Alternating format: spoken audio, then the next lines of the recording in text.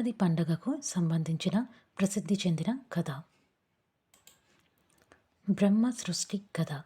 ఈ కథ ప్రకారం ఈ రోజున బ్రహ్మదేవుడు సృష్టిని ప్రారంభించాడని నమ్ముతారు.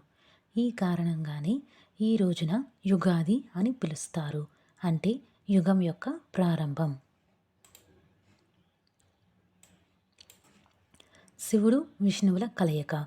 మరొక కథలో శివుడు విష్ణువు ఈ రోజున ఒకే రూపంలో కలిసి శివ విష్ణువుగా భక్తులకు దర్శనమిచ్చారని చెబుతారు.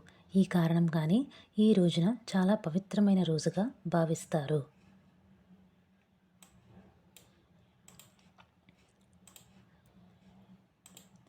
కృష్ణుడు కంసుని చంపడం. శ్రీకృష్ణుడు ఈ రోజున రాక్షసుడు కంసుడిని చంపాడని నమ్ముతారు. ఈ కారణంగానే ఈ పండుగను యుగాది అని కూడా పిలుస్తారు. అంటే యుగం యొక్క ప్రారంభం.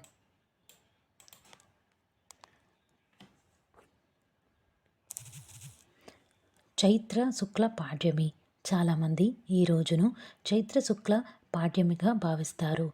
ఈ రోజు నుండి సూర్యుడు మేషరాశిలోకి ప్రవేశిస్తాడని, వసంత ఋతువు ప్రారంభం అవుతుందని నమ్ముతారు. ఈ కారణంగానే ఈ రోజును యుగాది అని పిలుస్తారు. అంటే యుగం యొక్క ప్రారంభం.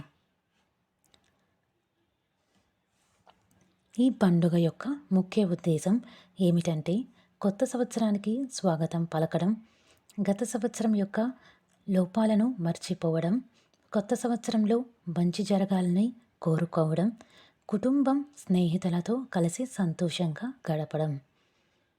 ఈ పండుగ మీకు శుభం కలగాలి. అందరికీ ఉగాది పండుగ శుభాకాంక్షలు.